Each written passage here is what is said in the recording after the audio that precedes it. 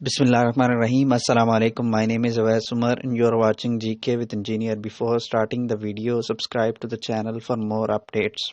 آج کی ویڈیو میں ہم لوگ بات کریں گے N B P G B O کے انٹرویوز کے حوالے سے۔ N B P G B O کا جو ایڈ تھا وہ آیا مئی 2022 کے اندر، پھر اس کا آن لائن ٹیسٹ ہوا 26 اگست 2022 کو۔ یوزلی جو گروپ ڈسکشن ہوتی ہے وہ 1 سے 1.5 ماہ کے اندر ہو جاتی ہے، لیکن اس کی گروپ ڈسکشن بھی کافی لینتھی ہو گئی تھی، کافی ٹائم بعد ہوئی۔ وہ لاسٹ ٹائم ہوئی لاسٹ منتھ دسمبر کے اندر۔ ابھی گروپ ڈسکشن کو ہوئے تقریباً 1.5 ماہ گزر گیا، جنوری کا لاسٹ چل رہا ہے، 1.5 ماہ گزر چکا ہے اور اب تک کوئی انٹرویو کی اپڈیٹ نہیں آئی۔ بہت سے لوگوں نے کمنٹس میں یہ پوچھا کہ فردر رسپانس جو انٹرویوز کے لیے وہ کیوں نہیں آ رہا، تو اس کی ایک وجہ ہے۔ لاسٹ ٹائم کیا ہوا آپ کو یاد ہوگا کہ سیلاب جب آیا اس وقت انٹرنیٹ فیسیلٹی نہ ہونے کی وجہ سے بعض لوگوں کا ٹیسٹ مس ہوا، تو ان لوگوں نے کمپلینٹس کی، ای میلز کی، اور اس کے بعد این بی پی نے ان کو دوبارہ سے ٹیسٹ دینے کا موقع دیا۔ اسی طریقے سے یہی سیم سچویشن ہوئی ہے اب، اور گو کہ سیلاب والا ایشو تو نہیں تھا خیر، لیکن گروپ ڈسکشن جن لوگوں کی مس ہوئی کسی بھی وجہ سے، جو لوگ گروپ ڈسکشن کے اندر غیر حاضر رہے، ان کو این بی پی اب دوبارہ سے موقع دے رہا ہے گروپ ڈسکشن کو دوبارہ سے جوائن کرنے کا۔ تو اس مقصد کے لیے این بی پی نے میسج کر دی، اور یہ گروپ ڈسکشن جو ہے وہ 30 جنوری کو ہونی ہے، اور یہی وجہ تھی کہ آپ لوگوں کو فردر رسپانس انٹرویوز کے لیے نہیں آ رہا تھا، کیونکہ این بی پی دوبارہ سے گروپ ڈسکشن کروانے جا رہا تھا کچھ لوگوں کی جو لوگ ایبسنٹ تھے۔ تو جب سب کی گروپ ڈسکشن ہو جائے گی اس کے بعد انٹرویوز کا جو پروسیس ہے وہ اکٹھا شروع ہوگا۔ تو پہلا آپ کے کویشچن کا آنسر تو یہ ہو گیا کہ گروپ ڈسکشن کے بعد فردر رسپانس نہ آنے کی کیا وجہ ہے۔ نیکسٹ ہم آ جاتے ہیں جی گروپ ڈسکشن کے حوالے سے جو 30 جنوری کو ہونے جا رہی ہے۔ اب سب لوگوں کو میسج ای میلز آ گئیں، اور ای میلز کے اندر آپ لوگوں کو آپ کا ٹاپک بتا دیا گیا ہوگا، یہ ٹاپک ہے اور آپ نے اس کے فیور میں یا اگینسٹ جو بھی ہے وہ آپ نے بولنا ہے، نیچے مینشن ہوتا ہے۔ اب 30 جنوری کو جو گروپ ڈسکشن ہونے جا رہی ہے اس کا ٹاپک ہے کے وائی سی سے related, know your customer. K Y C is important to build relationship with your customer, agree or dish agri اس پہ آپ نے بولنا ہے۔ اچھا، تو اس گروپ ڈسکشن میں کیا ہوتا کیا ہے کہ آپ کو 1.5 سے 2 منٹ دیا جاتا ہے ہر کینڈیڈیٹ کو، اور آپ نے اپنا جو ٹاپک آپ کو دیا گیا آپ نے اس پہ بولنا ہے۔ تو بہت زیادہ بولنے کا موقع بھی نہیں ہوتا، 1.5 سے 2 منٹ کے اندر آپ کیا بول سکتے ہیں۔ تو 3-4 پوائنٹس آپ گوگل سے پریپیئر کر لیں تو آپ کی گروپ ڈسکشن اچھی ہو جاتی ہے۔ اچھا جی، تو آپ آ جاتے ہیں اس گروپ ڈسکشن پہ۔ اس کا ٹاپک ہے جی کے وائی سی۔ اب کے وائی سی کیا ہے؟ Know your customer.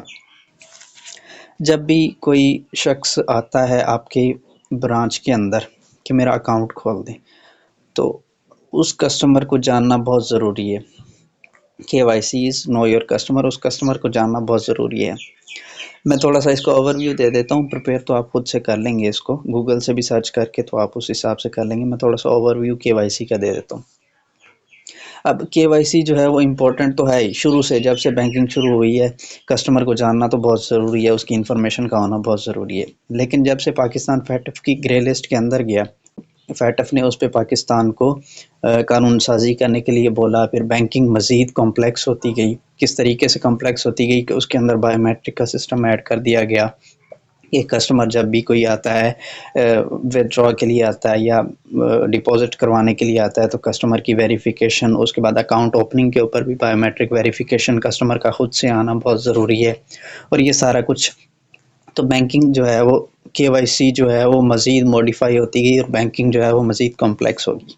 اب کے وائی سی کے اندر کچھ پوائنٹس ہیں، جیسے fake accounts number 1، number 2 financial frauds, number 3 money laundering, اور نمبر 4 ٹیررزم فائنانسنگ۔ یہ 3-4 پوائنٹس بہت اہم ہے کے وائی سی کے اندر، اس کے علاوہ بھی باقی چیزیں ہیں۔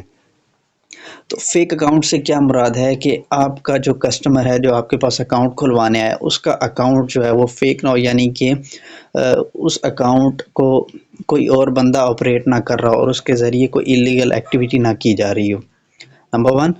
Number 2 financial fraud.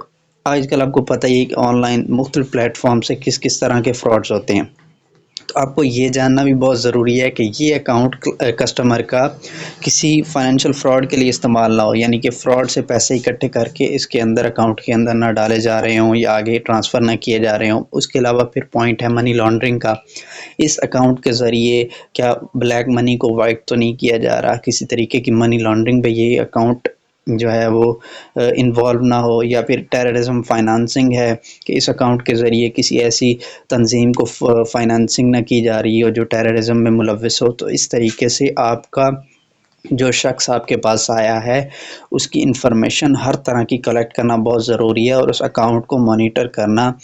کے وائی سی کے اندر بھی اکاؤنٹ رسک بھی ہوتے ہیں، لو رسک ہوتے ہیں، میڈیم رسک ہوتے ہیں، ہائی رسک ہوتے ہیں، تو اس حساب سے ان کی کے وائی سی کی جاتی ہے۔